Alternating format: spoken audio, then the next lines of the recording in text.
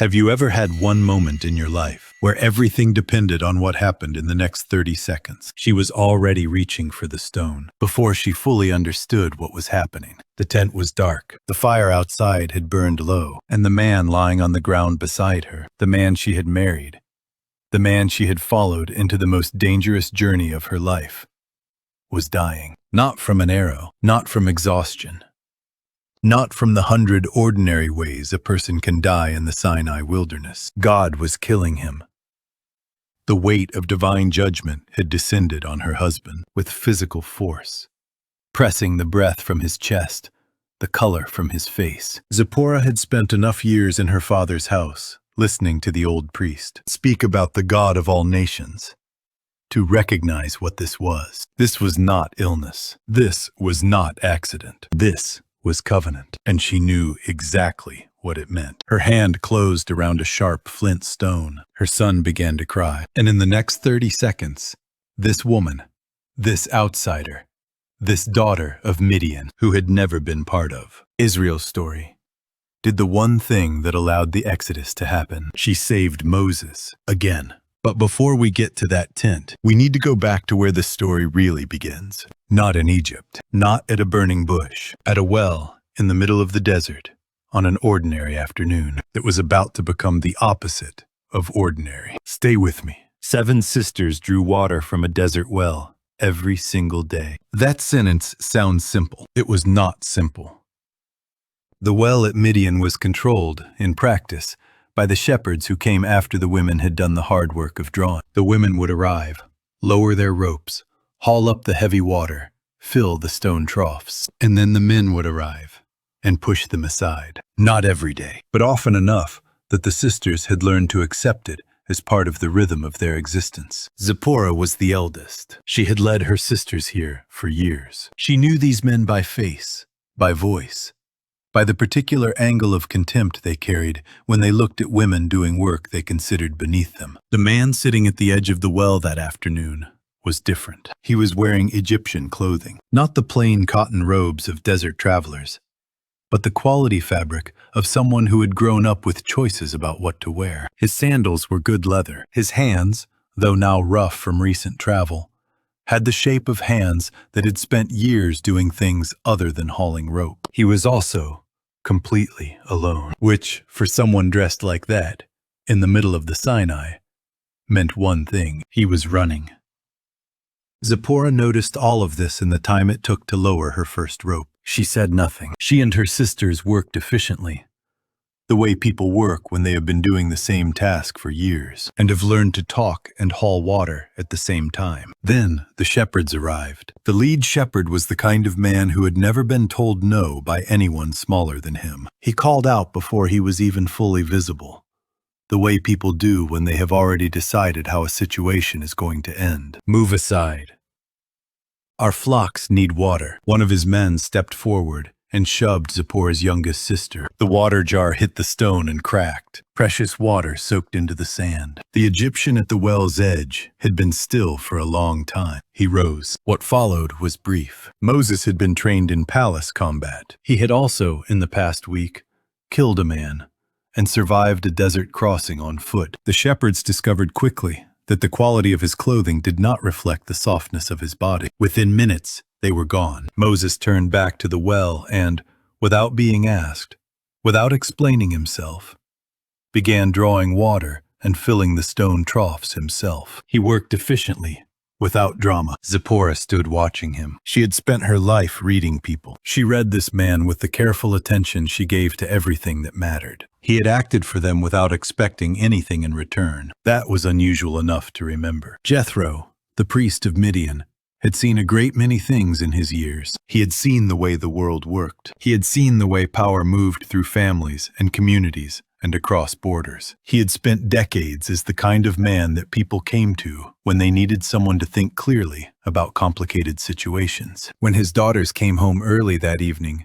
faces bright, steps lighter than usual, the first thing he noticed was not their excitement. It was the time. They were home before the sun had fully set. That had not happened in years. He listened to their description of the Egyptian stranger with the attention of a man filing information for later use. The quality of his clothes, the precision of his movement in a fight, the fact that he had stayed to do the labor after the conflict ended, rather than walking away satisfied with his heroism. And then he looked at Zipporah's face as she spoke. He had raised 7 daughters. He knew every version of his eldest daughter's expressions. The careful neutrality she wore when she was thinking. The warmth she allowed herself in private. The way she looked when she had decided something, but had not yet said it. She looked like that now. "Why is this man still sitting at the well?" Jethro asked. "Go bring him here. A man who acts with that kind of character deserves a meal." Zipporah left before any of her sisters could offer. The walk back to the well in the early evening dark was not a long one, but she was aware,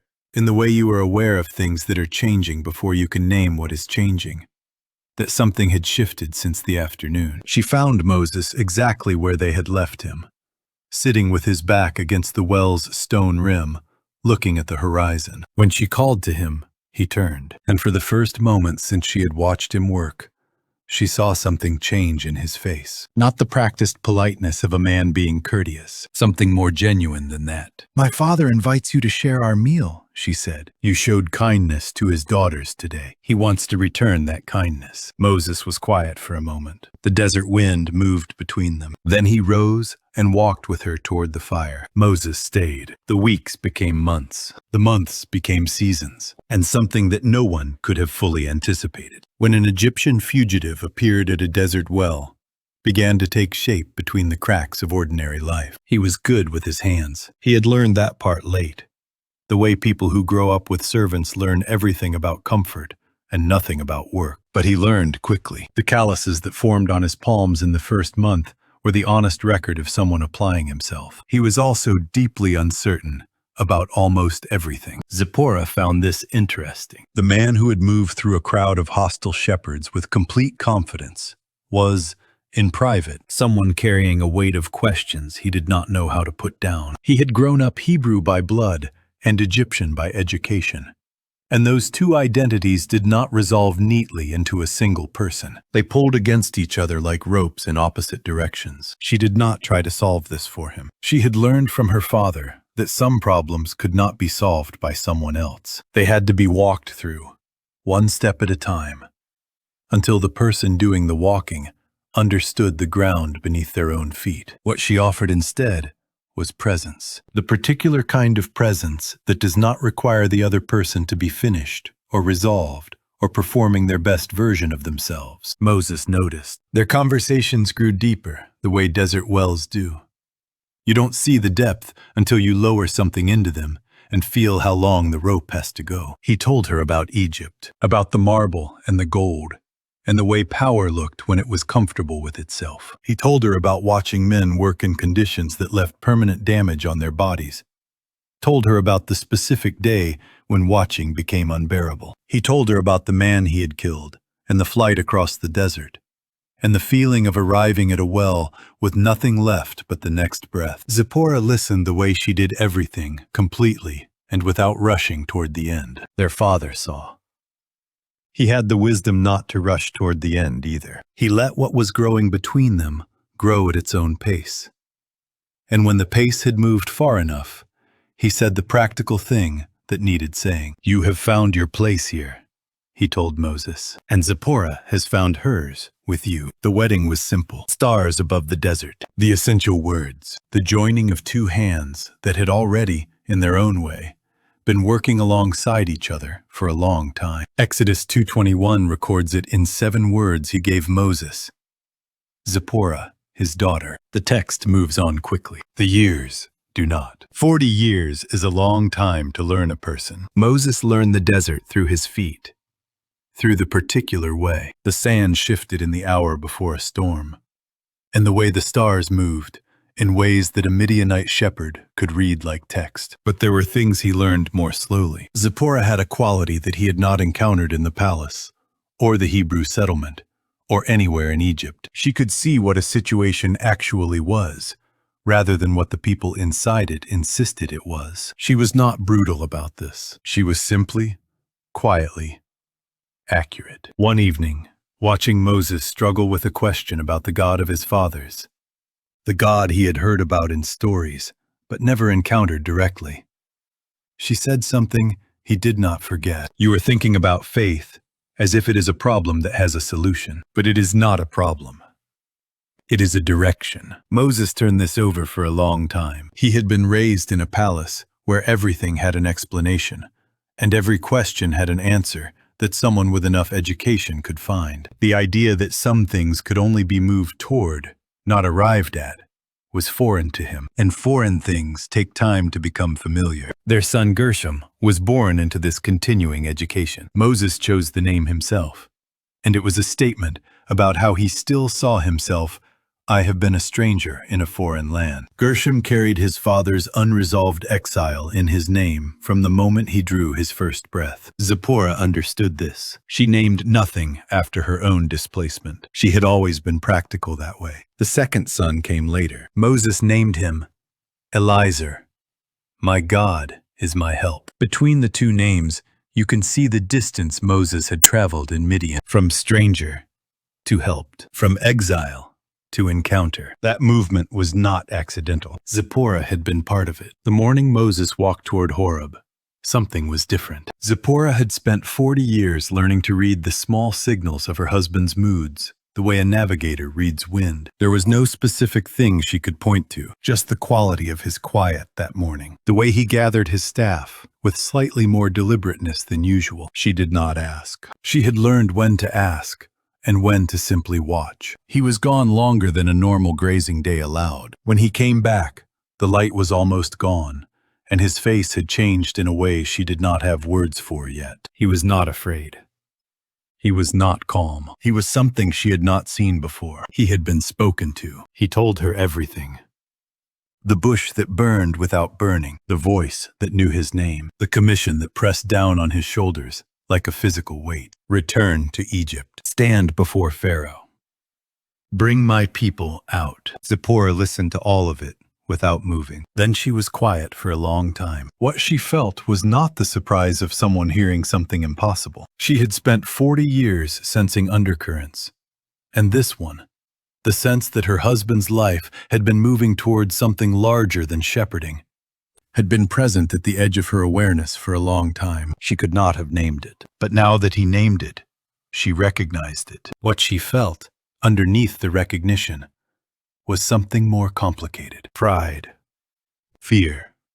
The particular grief of someone who understands that the life they have been living is about to end, and the life coming next will be harder and necessary and not chosen. She began to prepare for the journey before either of them said another word about it. The donkey carried what they could bring. Zipporah held Gershom against her chest. The desert night was cold in the way that desert nights always are, the temperature dropping with the speed that surprises people who have never spent a night in open ground. They had traveled for several days before they stopped at the place that would become the pivot of Zipporah's entire story. A desert inn, a fire, a place to rest before the next day's miles. And then, in the darkness of the tent, the thing that no one who reads the Exodus story forward would expect. God moved against Moses to kill him. Exodus 4:24 records it simply, "The Lord met him and sought to put him to death." Scholars have argued about this verse for centuries. The most honest answer is that the text does not fully explain itself. What it preserves is this: Moses had not circumcised his son. The covenant sign that God had established with Abraham, the sign that every male descendant was required to carry, had been neglected. Whether this was Zipporah's resistance, or Moses' delay, or a complicated negotiation between a Hebrew husband and a Midianite wife, the text does not say. What the text says is that when divine judgment fell, Zipporah understood it immediately. She did not panic. She did not wait. She reached for a sharp flint stone, and she performed the circumcision herself. And she touched Moses with the evidence of what she had done. And she spoke words that have puzzled readers ever since. "Surely you are a bridegroom of blood to me." The meaning is debated. The action is not. Her son's blood, shed at her own hands, in a desert tent, in the middle of the night, with her husband dying beside her, was what stopped the judgment. God let Moses go. The greatest moment of the Exodus, the liberation of an entire people from 4 centuries of slavery, was preserved by a Midianite woman acting alone in the dark, doing what her Hebrew husband had failed to do, paying the price in her son's blood and her own terror. The next morning, Moses was alive. The journey continued. There is something important to understand about what happened in that tent. Circumcision was not a small thing in the ancient world. It was not a medical procedure. It was a covenant act. It was the physical mark that said, "This person belongs to this promise." God established it with Abraham as the sign that would be carried in the body of every male descendant, generation after generation. Moses had been circumcised himself. He was Hebrew.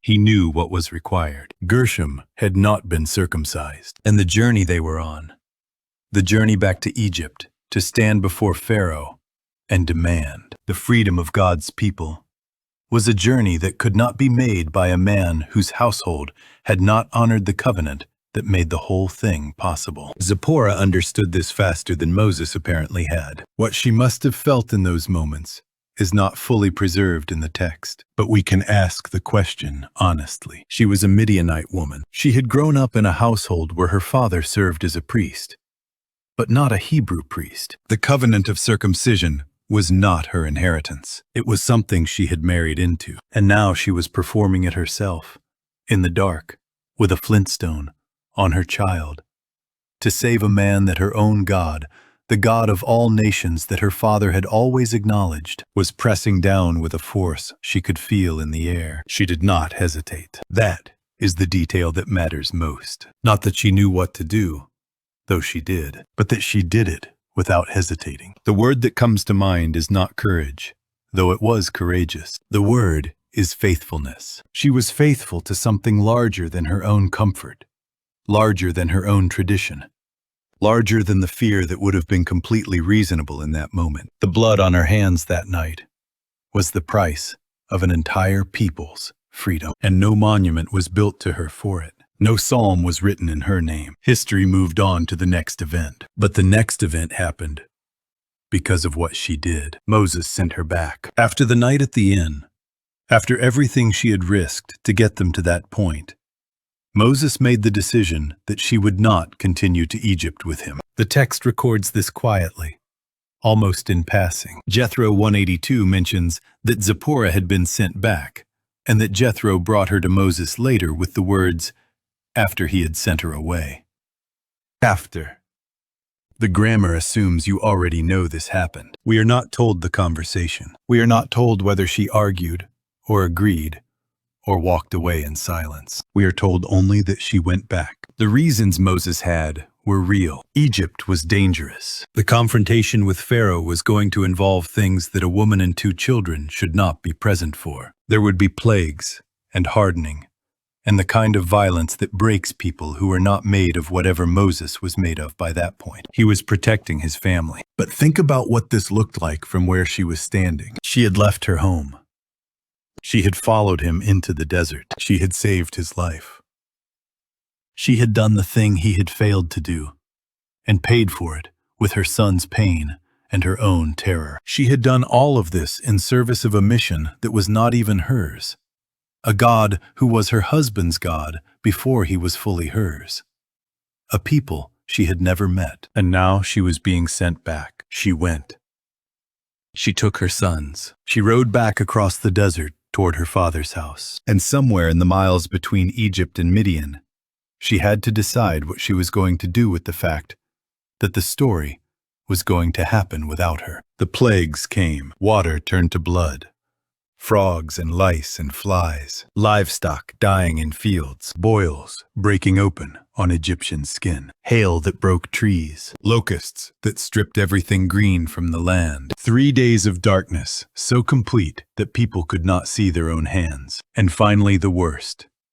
The death of every firstborn son in Egypt, from the prince who would have inherited Pharaoh's throne, to the forgotten prisoner in his dungeon. News traveled slowly in the ancient world, but it traveled. Traders and travelers brought reports from Egypt to every surrounding region, And those reports were extraordinary. A god was moving in Egypt. A people was being freed from 400 years of slavery. The sea had opened and swallowed an army. In Midian, Jethro heard these reports, and Zipporah heard them too. She heard them as the woman who had been sent back. She heard about the plagues she had not witnessed, the Red Sea she had not crossed, the liberation she had not been present for. She had helped make it possible, and she was hearing about it secondhand. What she did with that is not recorded. The text does not give us her inner life during those months. What it gives us is the moment Jethro made his decision. He loaded the camels. He gathered his grandsons. He came to find Moses in the wilderness, and he brought Zipporah with him. The reunion was coming, and it would reveal things about both of them that the separation had made necessary. Moses heard the news of their coming before he could see them. A messenger reached the camp.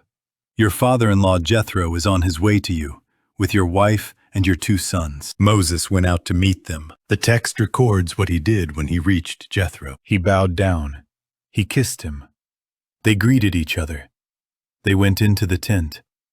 Moses told Jethro everything God had done. The account is warm. It is also, if you are reading carefully, weighted toward one relationship. Moses bowed to Jethro. He kissed Jethro. He told Jethro the whole story. What did he do when he saw Zipporah? The text does not say. This is not a minor omission. The text is precise when it wants to be. It tells us Moses bowed. It tells us he kissed. It tells us exactly what was said. The fact that Zipporah's reunion with her husband gets no dedicated description is a detail that carries its own weight. What we can say is this: they had both changed. Moses had seen things in Egypt that would have changed anyone. He had stood before Pharaoh. He had watched the sea divide. He had led several 100,000 people out of the country where he had grown up, and into a desert he was navigating by a column of fire. And Zipporah had spent months in her father's house with 2 boys, hearing about all of it from a distance. The marriage they were returning to was not the same marriage they had left. It would need to become something new, which is the only direction marriages have available to them when the world has changed around them. They went into the tent. Jethro rejoiced. The meal was shared, and the story continued. The next day, Jethro watched Moses judge the people. The line stretched from morning to evening, person after person, dispute after dispute, question after question, all of them converging on Moses as the single point of resolution for a community of hundreds of thousands of people. Moses sat. The people stood. The sun moved across the sky. Moses kept sitting. Jethro watched this for an entire day. Then he said the thing that needed saying. "What you are doing is not good. You will surely wear yourself out, both you and these people with you. The task is too heavy for you. You cannot do it alone." The advice that followed became one of the foundational principles of organizational management. Delegate the routine cases to capable people. Bring only the genuinely difficult ones to the top. Moses heard it. Moses implemented it. The people accepted it readily. The burden was distributed, and everyone breathed more easily. Here is what the text does not highlight, but what the context makes visible. Zipporah had been married to this man for decades. She had watched him carry weight that crushed people. She had watched him lie on a tent floor, dying from the pressure of an uncompleted obligation. She knew, better than anyone in that camp, what happened when Moses tried to carry things alone. She had seen this coming long before Jethro said it out loud. The wisdom that Jethro gave Moses that day was not new information to the woman who had spent 40 years in the same tent with him. It was simply the first time the information had come from a source Moses could fully receive. Jethro left shortly after. He returned to Midian with the warm farewell of a man who had done what he came to do. Zipporah stayed. She was among the Hebrews now, fully. Not on the edge of the story, but inside it, which brought its own complications. She was not Hebrew. This sounds like a simple fact. In the wilderness camp of several 100,000 people who had just survived the most dramatic national birth in recorded history, it was not a simple fact. It was the lens through which everything about her was filtered. The Hebrews had their story. They had been the ones in Egypt. They had been the ones in bondage. They had been the ones who had walked through the sea and watched Pharaoh's army drown. Their collective experience had a shape and a weight that belonged to them specifically. Zipporah had not been in Egypt. She had not been in bondage. She had not crossed the sea. She had, in a desert tent, saved the man who led them through all of it. But that night was not common knowledge. It was not a story told around campfires. The Exodus narrative moved forward with momentum, and the details that did not fit neatly into the forward momentum got left at the edges. She integrated into the camp with the practical competence she brought to everything. She helped. She contributed. She raised her sons in a community that was their father's people more than their mother's, and she taught them to belong here, even as she navigated what belonging here meant for herself. But she was watching, and she was learning, and somewhere in the social currents of the camp, something was building that she could feel, the way she could feel weather changing before it arrived. It came from within Moses' own family, from the last direction she might have expected. Numbers 12 begins with 6 words that carry a very long argument inside them. Miriam and Aaron spoke against Moses. This is remarkable on multiple levels. Miriam was Moses' sister, the woman who had watched over his basket in the Nile as an infant. The woman who had led the women of Israel in singing after the Red Sea. Aaron was Moses' brother, the high priest, the man God had appointed as Moses' voice when Moses said he could not speak well enough. These two people, the closest family Moses had, spoke against him. The stated reason was his wife. They said, "Has he not married a Cushite woman?" The word Cushite has been debated. It may refer to Zipporah directly, identifying her Midianite ethnicity in terms the Hebrew text used for people from that region. It may refer to another woman, though the text gives no other evidence of another marriage. What is not debated is the function of the accusation. They were using his wife against him. Whatever the deeper grievance was, whatever ambition or frustration or accumulated resentment had been building between these 3 siblings as Moses' leadership took on dimensions, none of them could have imagined in Egypt. The weapon they chose was her, the woman who was not from them, the woman who was not Hebrew, the outsider whom Moses had brought into the center of their story. Zipporah's name does not appear in Numbers 12. She does not speak. She does not respond to the accusation. The text does not give us her reaction, but she was there. She heard it. And the silence the text gives her in that moment is its own kind of record. God heard what Miriam and Aaron said. Numbers 124 records the divine response with a speed that suggests urgency suddenly. God said to Moses, Aaron, and Miriam, "Come out, all 3 of you, to the tent of meeting." All 3. Not Moses alone, all 3. God spoke in terms that established clearly what kind of relationship Moses had with him.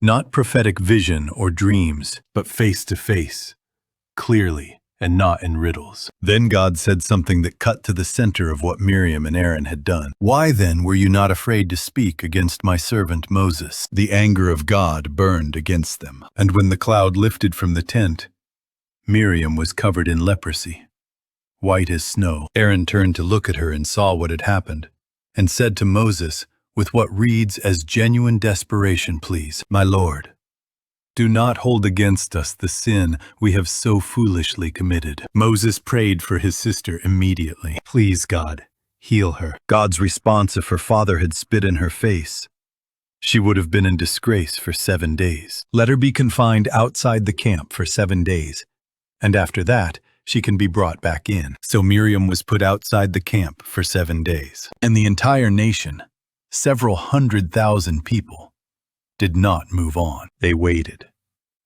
In the wilderness, with everything pressing them forward, they stopped and waited for 7 days while Miriam was healed. Now consider what this meant for the woman the accusation had been about. God had heard what was said about Zipporah. God had responded. The defense of the outsider, the Midianite woman, the one who was not from Israel, had come from the top. And it had come with a force that no one in the camp could misunderstand. She had not defended herself. She had not needed to. There is a particular kind of strength in the silence Zipporah maintained through all of this. She had been used as a weapon in a family argument she had not started. She had watched the woman who was her sister-in-law, one of the most celebrated women in Israel's story, speak against her with the authority of someone who believed her ancestry gave her the right. She had said nothing. This is not passivity. In the ancient world, and in many worlds since, the safest, and sometimes the wisest thing an outsider can do in the face of hostility from the established group is to refuse to provide ammunition, to decline the fight, to let the truth carry itself. Zipporah had spent 40 years learning this kind of patience. She had spent 40 years in the desert with a man who was still becoming who he needed to be. She had spent nights in terror, and days in uncertainty, and months separated from the story she had helped make possible. She had learned that some things cannot be argued into resolution. They have to be waded into it. God had not asked her to defend herself. God had defended her. And after 7 days, Miriam was healed, and the camp moved on. And Zipporah moved with it. Still not Hebrew. Still the outsider. Still the woman, whose name appeared briefly in a text that would be read for millennia, and whose inner life would largely remain her own. But she knew what she knew. The 40 years in the wilderness are a generation of stories. Manna every morning, white and sweet as honey wafers. Quail in the evening, water from rocks. Battles with Amalek, where Moses' raised hands determined the outcome, and Aaron and Hur held his arms when he grew too tired to keep them up himself. The complaints. There were so many complaints. The people who had crossed the sea and eaten food that fell from the sky and drunk from stone springs found ways to be dissatisfied with almost every version of their circumstances. Moses bore this with a patience that occasionally broke under the weight of it. Zipporah was part of these years, without being the center of their record. The text moves through them with the speed of a narrator who has many things to cover and limited space. She appears between the lines, in the life that continued around the events the text names. She was raising sons. Gershom and Eliezer were growing up Hebrew, in the fullest sense. They worshipped the God of their father. They learned the law that came down from Sinai. They grew up inside a story that their mother had preserved from the outside. The irony of this was not lost on her. Or at least, we can imagine that it was not. She was the one who had acted, in that tent, in the dark, to ensure that the covenant was honored. And she had raised sons who would carry that covenant in their bodies and their practice, because she had made the choice she made. What does it feel like to have done something essential and watch the world move past it? The text does not ask this question. It has other things to record. Moses became something in those 40 years that the man Zipporah had met at the well could not have predicted. He became the man who stood on Sinai while lightning split the sky and came back down, with stone tablets in his hands and a face so bright that people had to cover their eyes to look at him. He became the man who argued with God on behalf of people who had just melted their jewelry into an idol. He became the only human being in the text of whom God said, "I know you by name, and you have found favor with me." He was also, in the private record that only Zipporah fully held, the man she had found, sitting at a desert well in Egyptian clothes, running from his own history. The man who had learned to hold a shepherd's staff, because she and her family had taught him that hands were for work. The man who had lain on a tent floor dying because of an obligation he had let slide, and had been saved by a woman who had no obligation to save him, but did it anyway.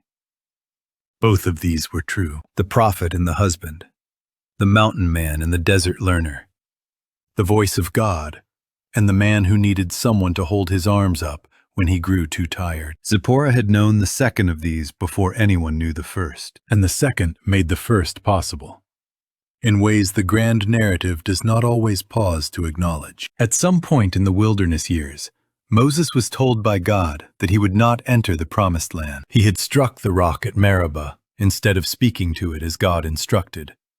And God had said, "Because you did not trust me enough to honor me as holy in the sight of the Israelites, you will not bring this community into the land I give them." Numbers 20:12 records this with the finality of a closed door. Zipporah would have heard this. What she did with it, again, is not recorded. But the woman who had spent 40 years beside a man who named his first son stranger in a foreign land knew something about carrying the weight of incomplete arrivals. Moses never entered Canaan. He climbed Mount Nebo and looked at the land from a distance. And then he died in the wilderness. Deuteronomy 34 records it with a tenderness that is unusual for ancient texts. God himself buried Moses in a valley in Moab, and no one knows the location of his grave to this day. Zipporah's death is not recorded in Scripture. This is not unusual. The deaths of most women in the biblical text are not recorded. What is recorded is that she lived, that she acted, that what she did in the dark of a desert tent one night changed the course of a nation's history. And there is one more thing. In Matthew 1, the genealogy of Jesus passes through the line of Moses. It does not pass through Moses directly, but through the people and the covenant that Moses represented.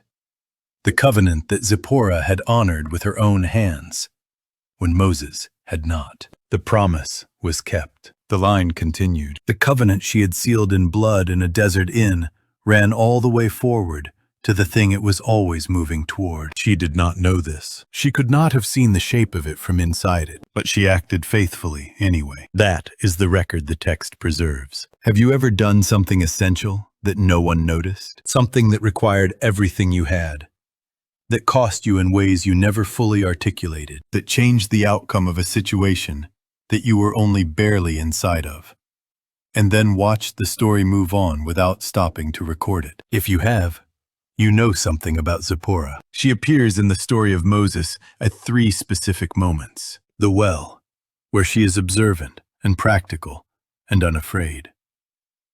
The desert tent, where she acts with a decisiveness that saves everything. The camp in the wilderness, where she is attacked by people who should have been her family and defended by God himself. 3 moments, a whole life between them, that the text does not fully open. But consider what those 3 moments reveal. At the well, she read a stranger correctly, and she brought him home, and she helped make possible a life that would produce the man who stood before Pharaoh. At the tent, she understood what was required before Moses did, and she did it herself, and she sealed the covenant that made the Exodus possible. In the camp, she absorbed an attack without striking back, and waited for the truth to carry itself.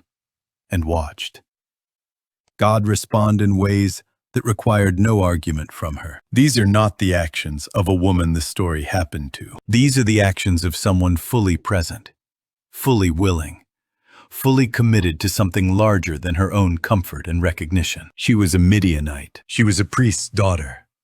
She was an outsider who became, through 40 years of faithfulness, essential. The text does not give her a psalm or a chapter or a closing tribute. It gives her something harder to achieve and more permanent in its way.